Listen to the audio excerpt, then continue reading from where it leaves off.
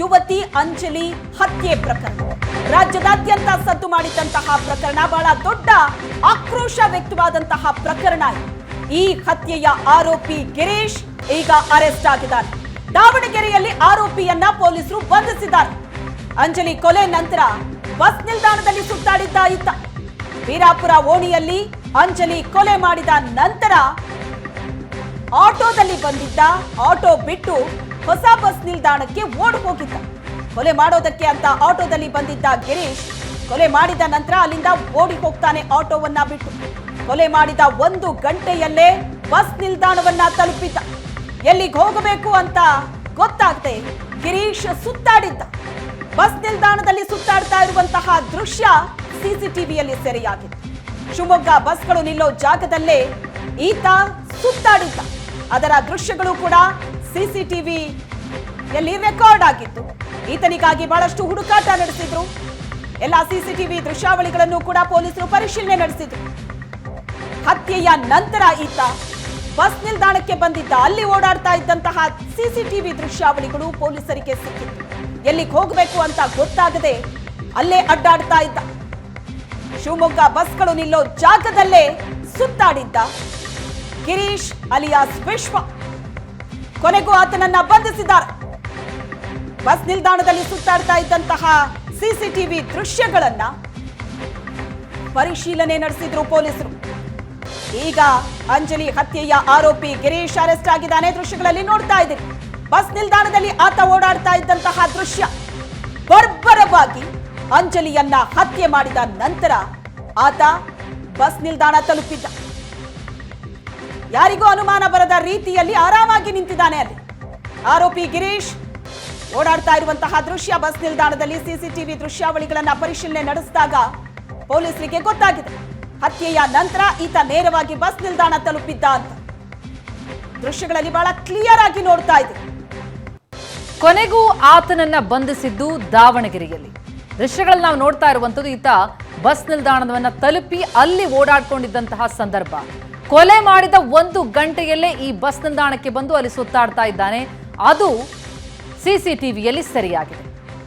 ಯುವತಿ ಅಂಜಲಿ ತನ್ನ ಪ್ರೀತಿಯನ್ನ ನಿರಾಕರಿಸಿದ್ಲು ಅನ್ನೋ ಕಾರಣಕ್ಕಾಗಿ ಮೊದಲು ಬೆದರಿಕೆ ಒಡ್ತಾನೆ. ನೇಹಾ ಮಾದರಿಯಲ್ಲೇ ನಿನ್ನನ್ನ ಹತ್ಯೆ ಮಾಡ್ತೀನಿ ಅಂತ ಕುಟುಂಬ ಹೋಗಿ ಪೊಲೀಸರಿಗೆ ಕಂಪ್ಲೇಂಟ್ ಕೊಡುತ್ತೆ. ಆದರೆ ಪೊಲೀಸರು ಅದ್ರ ಬಗ್ಗೆ ಏನೂ ಆಕ್ಷನ್ ತೆಗೆದುಕೊಳ್ಳಲ್ಲ. ಅದರ ಪರಿಣಾಮ ಮನೆಯೊಳಕ್ಕೆ ನುಗ್ಗಿ ಬೆಳಗಿನ ಜಾವ 5:30ಕ್ಕೆ ಮನೆಯಲ್ಲಿ ಎಲ್ಲರ ಎದುರಲ್ಲೇ ಆಕೆಯನ್ನ ಕೊಂದು ಪರಾರಿಯಾಗಿದ್ದ. ಈಗ ಅರೆಸ್ಟ್ ಆಗಿದ್ದಾನೆ. ಹುಬ್ಬಳ್ಳಿಯಿಂದ ದಾವಣಗೆರೆಗೆ ರೈಲ್ನಲ್ಲಿ ಬಂದಿದ್ದಾನೆ ಆರೋಪಿ. ನಾವು ಬಸ್ ನಿಲ್ದಾಣದಲ್ಲಿ ಗಮನಿಸ್ವಿ. ಅಲ್ಲಿ ಹುಬ್ಬಳ್ಳಿಯಿಂದ ಆತ ದಾವಣಗೆರೆಗೆ ರೈಲ್ನಲ್ಲಿ ಬರ್ತಾನೆ. ರೈಲ್ನಲ್ಲಿ ಗುರುತು ಹಚ್ಚಿ ಸಾರ್ವಜನಿಕರಿಂದ ಹಲ್ಲೆ. ದಾವಣಗೆರೆಯ ಬಳಿ ರೈಲ್ನಿಂದ ಜಿಗಿದು ಈ ಕೊಲೆ ಆರೋಪಿ ಪರಾರಿಯಾಗೋದಕ್ಕೆ ಮುಂದಾಗ್ತಾನೆ. ನಂತರ ಅವನನ್ನ ವಶಕ್ಕೆ ಪಡೆದಿದ್ದಾರೆ. ದಾವಣಗೆರೆ ಜಿಲ್ಲಾಸ್ಪತ್ರೆಯಲ್ಲಿ ಪ್ರಥಮ ಚಿಕಿತ್ಸೆಯನ್ನು ಕೊಡಿಸಲಾಗಿದೆ. ಆರೋಪಿಯ ಮುಖ ಮತ್ತು ತಲೆಗೆ ತೀವ್ರ ಸ್ವರೂಪದ ಗಾಯ ಆಗಿದೆ. ಪ್ರಥಮ ಚಿಕಿತ್ಸೆಯ ಬಳಿಕ ಹುಬ್ಬಳ್ಳಿಗೆ ಕರೆದೊಯ್ದಿದ್ದಾರೆ ಪೊಲೀಸರು. ಬರ್ಬರವಾಗಿ ಕೊಲೆ ಮಾಡಿ ಪರಾರಿಯಾಗೋದಕ್ಕೆ ಮುಂದಾಗಿದ್ದಂತಹ ಈ ಆರೋಪಿ ಗಿರೀಶ್ನನ್ನ ಅಲ್ಲಿ ಕಂಡಂತಹವರು ಹಲ್ಲೆ ಮಾಡ್ತಾರೆ. ಅವನನ್ನ ಹಿಡಿಯೋದಕ್ಕೆ ಪ್ರಯತ್ನಿಸ್ತಾರೆ. ಅಲ್ಲಿಂದ ಪರಾರಿಯಾಗೋದಕ್ಕೆ ಮುಂದಾಗ್ತಾನೆ.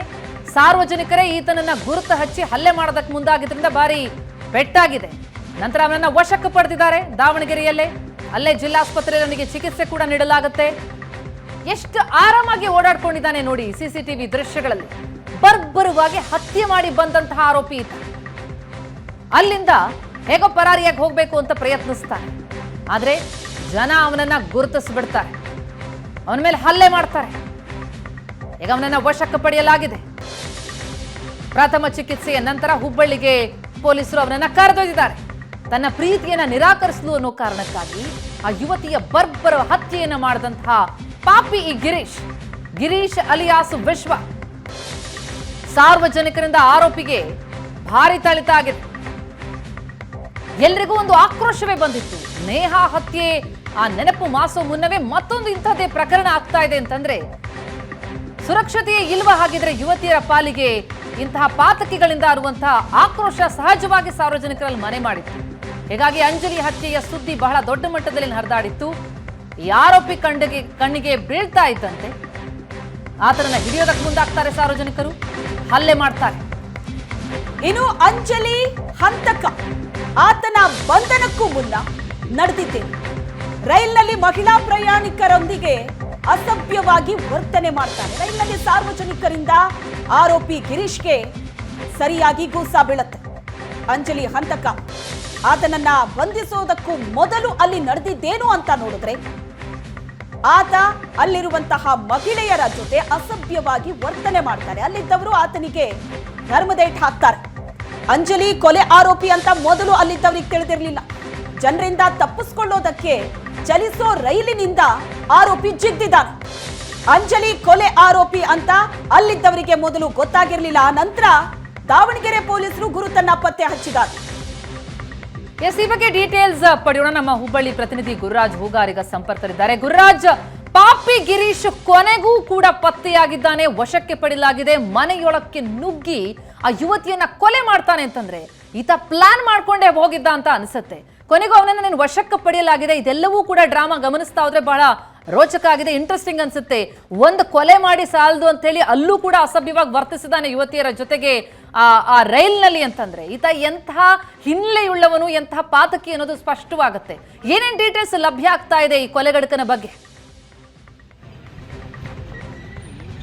ಪ್ರತಿಮಾ, ಏನಂತ ಹೇಳಿದ್ರೆ ಅಂಜಲಿ ಅಂಬಿಗರ್ ಪ್ರಕರಣ ಸಾಕಷ್ಟು ಸದ್ದು ಮಾಡಿತ್ತು. ಸಾರ್ವಜನಿಕ ವಲಯದಲ್ಲಿ ಕಾನೂನು ಸುವ್ಯವಸ್ಥೆ ಬಗ್ಗೆ ಸಾಕಷ್ಟು ವ್ಯಾಪಕವಾದಂತಹ ಒಂದು ಟೀಕೆಗೆ ಗುರಿಯಾದಂತಹ ಪ್ರಕರಣ.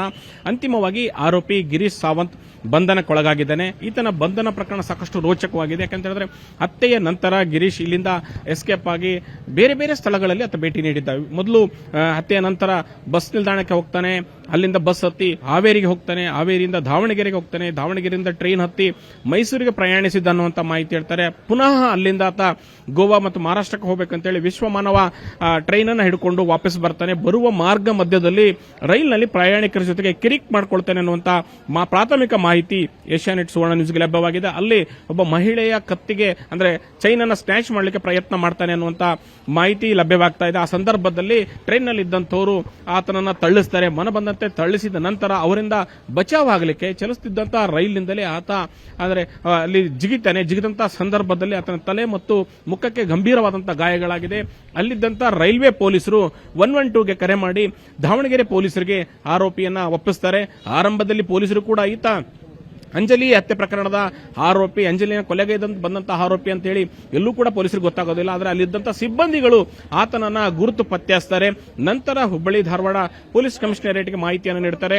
ಬಳಿಕ ಪೊಲೀಸರು ನಿನ್ನೆ ರಾತ್ರಿ ದಾವಣಗೆರೆಗೆ ಹೋಗಿ ಆರೋಪಿ ಗಿರೀಶ್ನನ್ನು ವಶಕ್ಕೆ ತೆಗೆದುಕೊಂಡಿದ್ದಾರೆ. ಪ್ರಾಥಮಿಕವಾಗಿ ಆತ ಟ್ರೈನ್ನಲ್ಲಿ ಬಿದ್ದಿದ್ದರಿಂದ, ಟ್ರೈನಿಂದ ಜಿಗಿದಿದ್ದರಿಂದ ದೊಡ್ಡ ಮಟ್ಟದ ಇಂಜುರಿ, ತಲೆ ಮತ್ತು ಮುಖಗಾಯ ಆಗಿದೆ. ಅಷ್ಟೇ ಅಲ್ಲ, ಸಾರ್ವಜನಿಕರು ಕೂಡ ಸಾಕಷ್ಟು ಆತನನ್ನ ತಳ್ಳಿಸಿದ್ರು. ಈ ಹಿನ್ನೆಲೆಯಲ್ಲಿ ಈಗ ಹುಬ್ಬಳ್ಳಿಯ ಕಿಮ್ಸ್ ಆಸ್ಪತ್ರೆಯಲ್ಲಿ ಆತನಿಗೆ ಚಿಕಿತ್ಸೆಯನ್ನು ನೀಡಲಾಗ್ತಾ ಇದೆ. ಮತ್ತೊಂದು ರೋಚಕ ವಿಚಾರ ಅಂತ ಹೇಳಿದ್ರೆ ಅಂಜಲಿ ಹತ್ಯೆ ಮಾಡಲಿಕ್ಕೆ ಆತ ಪ್ಲಾನ್ ಮಾಡ್ಕೊಂಡೇ ಬಂದಿದ್ದ. ಆರೋಪಿ ಗಿರೀಶ್ ಮೈಸೂರಿನ ಮಹಾರಾಜ ಹೋಟೆಲ್ ಬಾರ್ ಅಂಡ್ ರೆಸ್ಟೋರೆಂಟ್ ಅನ್ನುವಂತ ಒಂದು ಹೋಟೆಲ್ನಲ್ಲಿ ಕೆಲಸ ಮಾಡ್ತಾ ಇದ್ದ ಅನ್ನುವಂತ ಮಾಹಿತಿ ಕೂಡ ಲಭ್ಯವಾಗ್ತಾ ಇದೆ. ಅಷ್ಟೇ ಅಲ್ಲ, ಅಲ್ಲಿಂದನೇ ಆತ ನೇರವಾಗಿ ಅಂಜಲಿಯನ್ನ ಹತ್ಯೆಗೈಬೇಕು ಅಂತ ಹೇಳಿ ಪ್ಲಾನ್ ಮಾಡಿಕೊಂಡು ಬೆಳಗಿನ ಜಾವ ಹುಬ್ಬಳ್ಳಿಗೆ ಬಂದು ಹಿಡಿದು ನೇರವಾಗಿ ಆಕೆಯ ನಿವಾಸಕ್ಕೆ ಹೋಗಿ ಬಾಗಿಲು ಬಡಿದು ಒಳಗಡೆ ಆಕೆಯ ಕುಟುಂಬದ ಸದಸ್ಯರ ಸಮ್ಮುಖದಲ್ಲೇ ಆಕೆಯನ್ನು ಹತ್ಯೆ ಮಾಡಿದ್ದ. ಹಾಗಾಗಿ ಅಂಜಲಿ ಮತ್ತು ಗಿರೀಶ್ ಮಧ್ಯೆ ಏನಾದರೂ ಈ ಮುಂಚಿನ ಸಂಬಂಧ ಇತ್ತ ಅನ್ನುವಂಥ ಪ್ರಶ್ನೆಗಳನ್ನ ನಾವು ಪೊಲೀಸ್ ಕಮಿಷನರ್ ಕೇಳಿದಾಗ, ಸಾರ್ವಜನಿಕ ವಲಯದಿಂದ ಬೇರೆ ಬೇರೆ ಮಾಹಿತಿಗಳಿಂದ ಮಾಹಿತಿ ಕಲೆ ಹಾಕಿದಾಗ ಅವರಿಬ್ಬರ ಮಧ್ಯೆ ಸಂಬಂಧ ಇರುವಂತದ್ದು ಗೊತ್ತಾಗ್ತಾ ಇದೆ. ಆದರೆ ಖಚಿತ ಆಗಬೇಕು, ಯಾಕಂದ್ರೆ ಆರೋಪಿಗೆ ಸಾಕಷ್ಟು ಇಂಜುರೀಸ್ ಆಗಿದೆ. ಈಗಲೇ ನಾನು ಎಲ್ಲವನ್ನ ರಿವೀಲ್ ಮಾಡಕ್ ಆಗೋದಿಲ್ಲ ಅನ್ನುವಂತ ಮಾತನ್ನ ಹುಬ್ಬಳ್ಳಿ ಧಾರವಾಡ ಪೊಲೀಸ್ ಕಮಿಷನರ್ ರೇಣುಕಾ ಸುಕುಮಾರ್ ಅವರು ಹೇಳ್ತಿದ್ದಾರೆ. ಆದರೆ ಏಷ್ಯಾನೆಟ್ ಸುವರ್ಣ ನ್ಯೂಸ್ಗೆ ಲಭ್ಯವಾಗಿರುವಂತಹ ಮಾಹಿತಿ ಪ್ರಕಾರ ಗಿರೀಶ್ ಮತ್ತು ಅಂಜಲಿ ಮಧ್ಯೆ ಪರಸ್ಪರ ಸ್ನೇಹ ಇತ್ತ, ಪ್ರೀತಿ ಇತ್ತ ಅನ್ನುವಂಥದ್ದು ಇನ್ನೂ ಖಚಿತವಾಗಬೇಕಾಗಿದೆ. ಯಾಕಂದ್ರೆ ಆರೋಪಿಯ ವಿಚಾರಣೆ ಒಳಪಡಿಸಬೇಕಾಗಿದೆ. ಆದರೆ ಒಂದು ಮಾಹಿತಿ ಪ್ರಕಾರ ಅಂಜಲಿಗೆ ಗಿರೀಶ್ ಒಂದಷ್ಟು ಹಣವನ್ನ ಫೋನ್ ಪೇ ಮಾಡಿದ್ದ ಅನ್ನುವಂತ ಮಾಹಿತಿ ಇದೆ. ಅಷ್ಟೆಲ್ಲ ನನ್ನ ಜೊತೆ ಓಡಿ ಹೋಗೋಣ ಬಾ, ಮೈಸೂರಿಗೆ ಹೋಗೋಣ ಬಾ ಅನ್ನುವಂತ ಬೇಡಿಕೆಯನ್ನ ಅಂಜಲಿ ಮುಂದೆ ಗಿರೀಶ್ ಇಟ್ಟಿದ್ದ ಅನ್ನುವಂತ ವಿಚಾರಗಳು ಕೂಡ ಈಗಾಗಲೇ ಗೊತ್ತಾಗಿರುವಂತದ್ದು. ಹಾಗಾಗಿ ಆರೋಪಿಯ ರಿಕವರಿ ಆದ ನಂತರ ಆತನನ್ನ ವಶಕ್ಕೆ ತೆಗೆದುಕೊಂಡು ಬಾಡಿ ವಾರೆಂಟ್ ಮೇಲೆ ವಿಚಾರಣೆ ಒಳಪಡಿಸ್ತಾರೆ. ವಿಚಾರಣೆ ಒಳಪಡಿಸಿದಾಗ ಇನ್ನಷ್ಟು ಮಾಹಿತಿಗಳು ಹೊರಬರಬೇಕಾಗಿದೆ. ಅಷ್ಟೇ ಅಲ್ಲ, ಈಗಾಗಲೇ ಅಂಜಲಿ ಕುಟುಂಬದಿಂದ ಪೊಲೀಸ್ ಇಲಾಖೆ ಸಾಕಷ್ಟು ವಿವರವಾದಂತಹ ಮಾಹಿತಿಯನ್ನ ಕಲೆ ಹಾಕಲಾಗಿದೆ. ಹಾಗಾಗಿ ಈ ಒಂದು ಕೊಲೆ ಪ್ರಕರಣದಲ್ಲಿ ಆರೋಪಿ ನಾಪತ್ತೆಯಾಗಿದ್ದ, ಎಸ್ಕೇಪ್ ಆಗಿದ್ದ ಅನ್ನುವಂಥ ವಿಚಾರ ಸಾಕಷ್ಟು ಟೀಕೆಗೆ ಗುರಿಯಾಗಿತ್ತು. ಈಗ ಆರೋಪಿಯ ಬಂಧನವಾಗಿದೆ. ಮುಂದಿನ ವಿಚಾರಣೆಯಲ್ಲಿ ಸಾಕಷ್ಟು ವಿಚಾರಗಳು ಬೆಳಕಿಗೆ ಬರುವಂತಹ ಸಾಧ್ಯತೆ ಇದೆ. ಪ್ರತಿಮಾ, ಓಕೆ, ಈಗ ಹುಬ್ಬಳ್ಳಿಯಲ್ಲಿ ಬ್ಯಾಕ್ ಟು ಬ್ಯಾಕ್ ಇಂತ ಪ್ರಕರಣಗಳು ನಡೀತಾ ಇದೆ ಗುರುರಾಜ್. ನೇಹಾ ಹತ್ಯೆ ಕೇಸ್ ಅದಿನ್ನೂ ಕೂಡ ನೆನಪು ಮಾಸಿಲ್ಲ, ಆ ಭಯದಲ್ಲಿ ಜನ ಇದ್ದಾರೆ. ಅಷ್ಟೊತ್ತಿಗಾಗ್ಲೇ ಅಂಜಲಿ ಮರ್ಡರ್ ಕೂಡ ನಡೆದು ಹೋಗಿದೆ. ಏನಾಗ್ತಾ ಇದೆ ಹುಬ್ಬಳ್ಳಿಯಲ್ಲಿ? ನೇಹಾ ಇನ್ಸಿಡೆಂಟ್ ಆದಾಗ್ಲೇ ಎಚ್ಚೆತ್ಕೋಬೇಕಾಗಿತ್ತು, ಈ ತರ ಯಾರು ಮಾಡಬಾರ್ದು ಅನ್ನೋ ಪಾಠ ಕಲಿಬೇಕಾಗಿತ್ತು. ಆದ್ರೆ ಈ ಕೇಸಲ್ಲಿ ನೋಡಿದ್ರೆ ನೇಹಾ ರೀತಿ ಹತ್ಯೆ ಮಾಡ್ತೀನಿ ಅಂತ ಆತ ಬೆದರಿಕೆ ಹಾಕ್ತಾನೆ. ಎಸ್, ಹುಬ್ಬಳ್ಳಿ ಯುವತಿ ಅಂಜಲಿ ಕೊಲೆ ಪ್ರಕರಣಕ್ಕೆ ಸಿಗ್ತಾ ಇರುವಂತಹ ಟ್ವಿಸ್ಟ್ ಇದು. ಅಂಜಲಿ ಮತ್ತು ಆರೋಪಿ ಗಿರೀಶ್ ಪ್ರೀತಿಸ್ತಾ ಇದ್ರಂತೆ. 15 ದಿನದ ಹಿಂದೆ ಅಂಜಲಿ ಜೊತೆ ಆರೋಪಿಗೆ ಮದುವೆ ಆಗಿತ್ತಂತೆ. ದೇವಸ್ಥಾನದಲ್ಲಿ ಇಬ್ರು ಮದುವೆ ಆಗಿದ್ರಂತೆ. ಮೈಸೂರಿನ ಮಹಾರಾಜ ಹೋಟೆಲ್ನಲ್ಲಿ ಕೆಲಸ ಮಾಡ್ತಾ ಇದ್ದಂತೆ ಈ ಗಿರೀಶ್. ಮೈಸೂರಿಗೆ ಬಾ ಅಂತ ಒತ್ತಾಯ ಮಾಡಿದ್ದ ಗಿರೀಶ್. ಕಳೆದ ವಾರ ಅಷ್ಟೇ ಮೃತ ಅಂಜಲಿ 2,000 ಹಣ ಕೇಳಿದ್ದಂತೆ. ಗಿರೀಶ್ ಕೇವಲ 1,000 ರೂಪಾಯಿ ಹಾಕಿದ್ನಂತೆ. ಬಳಿಕ ಗಿರೀಶ್ನ ನಂಬರ್ ಅನ್ನ ಬ್ಲಾಕ್ ಲಿಸ್ಟ್ ಮಾಡಿದ್ಲಂತೆ. ಯಾವ ಫೋನ್ ಅನ್ನು ರಿಸೀವ್ ಮಾಡಿರ್ಲಿಲ್ಲ ಅಂಜಲಿ. ಸಿಟ್ಟಿಗೆದ್ದು ಮೈಸೂರಿಂದ ಹುಬ್ಳಿಗೆ ಬಂದು ಕೊಲೆ ಮಾಡಿದ್ದಾನೆ. ಮೊನ್ನೆ ಬೆಳಗಿನ ಜಾವ 4:30 ಸುಮಾರಿಗೆ ಅಂಜಲಿ ಮನೆ ಬಾಗಿಲನ್ನ ತಟ್ಟಿದ್ದಾನೆ. ಅಂಜಲಿಯೇ ಬಂದು ಮನೆ ಬಾಗಿಲನ್ನ ಓಪನ್ ಮಾಡಿದ್ದಾಳೆ. ಏಕಾಏಕಿ ಚಾಕುವಿನಿಂದ ಆಕೆಯ ಮೇಲೆ ಅಟ್ಯಾಕ್ ಮಾಡಿದ್ದಾನೆ.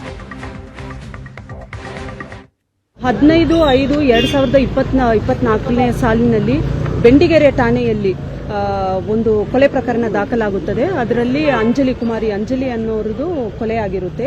ಈ ಪ್ರಕರಣಕ್ಕೆ ಸಂಬಂಧಪಟ್ಟ ಆರೋಪಿ ಗಿರೀಶ್ ಸಾವಂತ್ ಈತನು, ಗಿರೀಶ್ ಅಲಿಯಾಸ್ ವಿಶ್ವಾಸ್ ಸಾವಂತ್ ಈತನು ಕೊಲೆ ಆದಮೇಲೆ ತಲೆಮರೆಸ್ಕೊಂಡಿರ್ತಾನೆ. ಸೊ ತಲೆಮರೆಸ್ಕೊಂಡಿರೋ ಆರೋಪಿಯ ಪತ್ತೆ ಕಾರ್ಯ ಕುರಿತು ನಾವು ತಂಡಗಳನ್ನ ರಚನೆ ಮಾಡಿದ್ವಿ. ಸುಮಾರು 8 ತಂಡ, ನಿನ್ನೆ ರಾತ್ರಿವರೆಗೆ 8 ತಂಡ ಬೇರೆ ಬೇರೆ ಕಡೆಯಲ್ಲಿ ನಾವು ಮಾಹಿತಿನ ಕಲೆ ಹಾಕಿ ನಾವು ತನಿಖೆ ಮಾಡ್ತಿರ್ಬೇಕಾದ್ರೆ ರೈಲ್ವೆ ಪೊಲೀಸು SP ಮತ್ತು ಅವರ ಸಿಬ್ಬಂದಿಯವರ ಮಾಹಿತಿ ಮತ್ತು ಸಹಕಾರದೊಂದಿಗೆ ಆರೋಪಿ ಗಿರೀಶ್ ಈತನನ್ನು ನಾವು ನಿನ್ನೆ 11 ಗಂಟೆ ಸುಮಾರಿಗೆ ರಾತ್ರಿ ವಶಕ್ಕೆ ಪಡ್ಕೊಂಡಿದ್ದೀವಿ. ಅವನಿಗೆ ಟ್ರೈನಿಂದ ಬಿದ್ದ ಕಾರಣ ಅವನಿಗೆ ತೀವ್ರವಾದ ತಲೆ ಮತ್ತು ಮುಖಕ್ಕೆ ಗಾಯ ಆಗಿದೆ. ಅವನಿಗೆ is in trauma care, under going treatment. So ಅವನಿಗೆ ದಾವಣಗೆರೆಯಿಂದ ಇಲ್ಲಿ ಕಿಮ್ಸ್ ಹಾಸ್ಪಿಟಲ್ಗೆ ಶಿಫ್ಟ್ ಮಾಡಿದ್ದೀವಿ. ಶಿಫ್ಟ್ ಮಾಡಿ ಈಗ ಸದ್ಯ ಅವನು ಹಾಸ್ಪಿಟಲ್ ಅಲ್ಲಿ ಟ್ರೀಟ್ಮೆಂಟ್ ಅಲ್ಲಿ ಇದ್ದಾನೆ. ಟ್ರೀಟ್ಮೆಂಟ್ ಇಂದ ಅವನು ಗುಣಮುಖ ಆದ್ಮೇಲೆ ಎಸ್, ಈ ಬಗ್ಗೆ ಡೀಟೇಲ್ಸ್ ಪಡೆಯೋಣ. ಗುರುರಾಜ್, ತಾವಾಗ್ಲೇ ಹೇಳ್ತಾ ಇದ್ರಿ ಅಂದ್ರೆ ಪ್ರೀತಿ ಪ್ರೇಮದ ವಿಚಾರ ಏನೋ ಬೆಳಕಿಗೆ ಬರ್ತಾ ಇದೆ ಅಂತ ಅನ್ನೋದನ್ನ ಈಗಾಗಲೇ ನಾವು ಗಮನಿಸುವಂತೆ ಇಬ್ರು ಪ್ರೀತಿಸಿದ್ರು, ಮದುವೆ ಕೂಡ ಆಗಿದ್ರ ಅಂತದ್ದೇನಾದ್ರೂ ಮಾಹಿತಿಗಳು ಸ್ಪಷ್ಟವಾಗ್ತಾ ಇದೆಯಾ? ಏನೇ ಇದ್ರೂ ಕೂಡ ಈತ ಏಕಾಏಕಿ ಬಂದು ಕೊಲೆ ಮಾಡ್ತಾನೆ ಅಂತಂದ್ರೆ ಮುಂಚೆನೆ ಒಂದು ಬಾರಿ ಬೆದರಿಕೆಯೊಡ್ಡಿದ್ದ ಅನ್ನುವಂತ ಮಾಹಿತಿಯನ್ನು ಕೂಡ ಕುಟುಂಬಸ್ಥರು ಹೇಳ್ತಾ ಇದ್ದಾರೆ. ಎಲ್ಲೋ ನಿರ್ಲಕ್ಷ್ಯ ಮಾಡಿದ್ದೇ ಈತನಿಂದ ಅಂಜಲಿ ಕೊಲೆಯಾಗುವ ಹಾಗಾಗೋಯ್ತಾ ಅಂತ. ಖಂಡಿತವಾಗಿ ಪ್ರತಿಮಾ, ಅಂಜಲಿಯ ಕೊಲೆ ಪ್ರಕರಣ ಅಷ್ಟೇ ಅಲ್ಲ, ನೇಹಾಳ ಹತ್ಯೆ ನಂತರ ಹುಬ್ಬಳ್ಳಿ ಧಾರವಾಡದ ಪೊಲೀಸ್ ಕಮಿಷನರೇಟ್ ಬಗ್ಗೆ, ಪೊಲೀಸ್ ವ್ಯವಸ್ಥೆ ಬಗ್ಗೆ ಸಾಕಷ್ಟು ಸಾರ್ವಜನಿಕ ವಲಯದಲ್ಲಿ ಅಸಮಾಧಾನಗಳು ಭುಗಿಲೇಳ್ತಾ ಇದೆ. ಪ್ರಮುಖವಾಗಿ ವಾಣಿಜ್ಯ ನಗರಿ ಹುಬ್ಬಳ್ಳಿಯಲ್ಲಿ ಗಾಂಜಾ ಸೇರಿದಂತೆ ಇತರೆ ಡ್ರಗ್ಸ್ ವಹಿವಾಟು ಏನಿದೆ ದೊಡ್ಡ ಪ್ರಮಾಣದಲ್ಲಿ ನಡೀತಾ ಇದೆ. ಕಾಲೇಜು ಯುವಕರು ಆ ಡ್ರಗ್ಸ್ಗೆ ದಾಸರಾಗ್ತಾ ಇದ್ದಾರೆ. ಅಷ್ಟೇ ಅಲ್ಲ, ಒಂದು ಟಾರ್ಗೆಟ್ ಮಾಡಿ ಯುವಕರನ್ನ ಡ್ರಗ್ಸ್ ವ್ಯಸನಕ್ಕೆ ಒಳಪಡಿಸಲಾಗ್ತಾ ಇದೆ ಅನ್ನುವಂತಹ ಮಾಹಿತಿಗಳು ಆಗಾಗ ಬೆಳಕಿಗೆ ಬರ್ತಾನೆ ಇದೆ. ಅದು ಗಾಂಜಾ ಸೇದುವವರ ಸಂಖ್ಯೆ ಜಾಸ್ತಿ ಆಗಿದೆ. ಗಾಂಜಾ ಮತ್ನಲ್ಲಿ ಸಾಕಷ್ಟು ಚಾಕು ಹಾಕುವಂಥದ್ದು, ಅಪರಾಧ ಪ್ರಕರಣಗಳು ನೀವು ನೋಡೋದು. ಪ್ರತಿನಿತ್ಯ ಹುಬ್ಬಳ್ಳಿಯಲ್ಲಿ ಒಂದು ಚಾಕು ಇರುತ್ತ ಪ್ರಕರಣ ಆಗುತ್ತೆ, 4-5 ದಿವಸಗಳ ಒಂದು ಕೊಲೆ ಪ್ರಕರಣ ಆಗುತ್ತೆ. ಈ ತರ ಘಟನೆಗಳು ಹುಬ್ಬಳ್ಳಿ ಧಾರವಾಡದಲ್ಲಿ ಪದೇ ಪದೇ ಮರುಕಳಿಸ್ತಾ ಇದೆ. ಇದಕ್ಕೆ ಪ್ರಮುಖ ಕಾರಣ ಪೊಲೀಸ್ ವೈಫಲ್ಯ. ಯಾಕಂದ್ರೆ ಯಾವ ಪುಡಿ ರೌಡಿಗಳನ್ನ ಹೆಡೆಮುರಿ ಕಟ್ಟಿ ಅವರಿಗೆ ಪಾಠ ಕಲಿಸಬೇಕಾಗಿತ್ತು, ಆ ವಿಚಾರದಲ್ಲಿ ಪೊಲೀಸ್ ಇಲಾಖೆ ಅಷ್ಟೊಂದು ಆಕ್ಟಿವ್ ಆಗಿ ಕೆಲಸ ಮಾಡ್ತಿಲ್ಲ ಅನ್ನುವಂತ ಅಸಮಾಧಾನ ಸಾರ್ವಜನಿಕ ವಲಯದಲ್ಲಿ ಕೇಳಿ ಬರ್ತಾ ಇದೆ. ಇನ್ನು ನೇಹಾ ಪ್ರಕರಣದ ನಡೆದಾಗಲೂ ಕೂಡ ಸಾರ್ವಜನಿಕರು ನೇರವಾಗಿ ಆರೋಪಿ ವಿಚಾರದಲ್ಲಿ ಪೊಲೀಸರು ಏನಂತ ಹೇಳಿದ್ರೆ ಅವನನ್ನು ಎನ್ಕೌಂಟರ್ ಮಾಡಬೇಕಾಗಿತ್ತು ಅನ್ನುವಂತ ಬೇಡಿಕೆಯನ್ನು ಸಾರ್ವಜನಿಕರಿಟ್ಟರು. ಇದೀಗ ಅಂಜಲಿ ಪ್ರಕರಣದಲ್ಲೂ ಕೂಡ ಅದೇ ಬೇಡಿಕೆಗಳು ಕೇಳಿ ಬರ್ತಾ ಇದೆ. ಆದ್ರೆ ಇಲ್ಲಿ ಪ್ರಮುಖವಾಗಿ ಅಂಜಲಿ ಮತ್ತು ಗಿರೀಶ್ ಮಧ್ಯೆ ಪ್ರೀತಿ ಇತ್ತ ಅನ್ನುವಂತ ವಿಚಾರಕ್ಕೆ ಈಗ ಅಂಜಲಿ ಇಲ್ಲ, ಆಕೆ ಉತ್ತರಿಸಬೇಕಾದ್ರೆ ಆಕೆ ಎಲ್ಲ ಈಗ ಆರೋಪಿ ಗಿರೀಶನ ಹೇಳಿಕೆಯನ್ನೇ ಸಾಕ್ಷೀಕರಿಸಬೇಕಾಗುತ್ತೆ. ಆದ್ರೆ ಒಂದು ಪೊಲೀಸರ ತನಿಖೆ ವೇಳೆ ಬೆಳಕಿಗೆ ಬಂದಂತಹ ಮಾಹಿತಿ ಪ್ರಕಾರ 15 ದಿವಸಗಳ ಹಿಂದೆನೆ ಗಿರೀಶ್ ಮತ್ತು ಅಂಜಲಿ ಮದುವೆಯಾಗಿದ್ರು ಅನ್ನುವಂತ ವಿಚಾರ ಬೆಳಕಿಗೆ ಬರ್ತಾ ಇದೆ. ಮದುವೆಯಾದ ನಂತರ ಒಂದು ದೇವಸ್ಥಾನದಲ್ಲಿ ಮದುವೆಯಾಗಿದ್ರು. ಗಿರೀಶ್ ಅವಳನ್ನ ಮೈಸೂರಿಗೆ ಕರೀತಾ ಇದ್ದ, ಅವಳು ಮೈಸೂರಿಗೆ ಹೋಗಿರಲಿಲ್ಲ, ಅವಳು ಹುಬ್ಬಳ್ಳಿಯಲ್ಲಿ ಉಳ್ಕೊಂಡಿದ್ಲು. ಅವನು ಮೈಸೂರಿನ ಒಂದು ಬಾರ್ ಅಂಡ್ ರೆಸ್ಟೋರೆಂಟ್ ಹೋಟೆಲ್ನಲ್ಲಿ ಕೆಲಸ ಮಾಡ್ಕೊಂಡಿದ್ದ. ಗಿರೀಶ್ಗೆ ಅಂಜಲಿ ಹಣವನ್ನು ಕೂಡ ಕೇಳಿದ್ಲು, ಒಂದು 2,000 ಹಣ ಹಾಕು ಅಂತ ಹೇಳಿ, ಆಗ 1,000 ಫೋನ್ ಪೇ ಮಾಡಿದ್ದ ಅನ್ನುವಂತ ಮಾಹಿತಿಗಳು ಲಭ್ಯವಾಗ್ತಾ ಇದೆ. ಅದಾದ ನಂತರ ಅಂಜಲಿ ಆತನ ಫೋನ್ ನಂಬರ್ ಅನ್ನ ಬ್ಲಾಕ್ ಲಿಸ್ಟ್ ಗೆ ಹಾಕಿದ್ಲು, ಆತನ ಕರೆಗಳನ್ನು ಸ್ವೀಕರಿಸದಿರಲಿಲ್ಲ. ಇಂಥ ಸಂದರ್ಭದಲ್ಲಿ ಕ್ರೋಧಗೊಂಡಂತ ಗಿರೀಶ್ ಹುಬ್ಬಳ್ಳಿಗೆ ಬಂದು ಆಕೆಯನ್ನ ಹತ್ಯೆಗೈದ ಅನ್ನುವಂತ ಮಾಹಿತಿಗಳು ಲಭ್ಯವಾಗ್ತಾ ಇದೆ. ಆದ್ರೆ ಅದೇನೇ ಇರಲಿ, ಈ ಹತ್ಯೆಯಂತ ಪ್ರಕರಣ ಬಂದಾಗ ಆರೋಪಿ ಗಿರೀಶನ ಯಾರು ಕೂಡ ಕ್ಷಮಿಸಲಿಕ್ಕೆ ಸಾಧ್ಯವಿಲ್ಲ. ಯಾಕಂತ ಹೇಳಿದ್ರೆ ಅದು ಅತ್ಯಂತ ಭೀಕರವಾದಂತ ಮನೆಗೆ ನುಗ್ಗಿ ಯುವತಿಯನ್ನ ಪ್ರೀತಿ ನಿರಾಕರಿಸಿದ್ಲು ಅನ್ನೋ ಕಾರಣಕ್ಕಾಗಿ ಕೊಲೆಗೈಯುವಂತದ್ದೇನಿದೆ ಅದನ್ನ ಯಾರು ಕೂಡ ಒಪ್ಪಲಿಕ್ಕೆ ಸಾಧ್ಯವಿಲ್ಲ. ಆದ್ರೆ ಪೊಲೀಸ್ ಇಲಾಖೆ ಈ ತರದ ಕಠಿಣ ಕ್ರಮಗಳು ನಡೆದಾಗ ಕೇವಲ ಎಚ್ಚೆತ್ತುಕೊಳ್ಳದೇನೆ ಸಾಮಾಜಿಕವಾಗಿ ಜಾಗೃತಿ ಮೂಡಿಸುವಂತದ್ದಾಗಿರ್ಬೋದು, ಜೊತೆಗೆ ಈ ಡ್ರಗ್ಸ್ ಗಾಂಜಾ ವಿಚಾರಗಳನ್ನ ಮಟ್ಟ ಹಾಕಲಿಕ್ಕೆ ಒಂದು ಕಠಿಣವಾದಂತಹ ಕ್ರಮವನ್ನ ತೆಗೆದುಕೊಳ್ಳದೆ ಹೋದ್ರೆ ಖಂಡಿತವಾಗಿ ಸೊಸೈಟಿಯಲ್ಲಿ ನಿತ್ಯ ಈ ತರದ ಅಪರಾಧ ಚಟುವಟಿಕೆಗಳು ನಡೀತಾನೆ ಇದೆ. ವಿಶೇಷವಾಗಿ ಹುಬ್ಬಳ್ಳಿಯಲ್ಲಿ ಈ ಘಟನೆಗಳು ಪದೇ ಪದೇ ಮರುಕಳಿಸ್ತಿರೋದು ಸಾರ್ವಜನಿಕರ ನೆಮ್ಮದಿಗೆ ಒಂದು ರೀತಿ ಭಂಗ ಬಂದಂತಾಗಿದೆ ಅಂತ ಹೇಳ್ಬೋದು. ಪ್ರತಿಮಾ,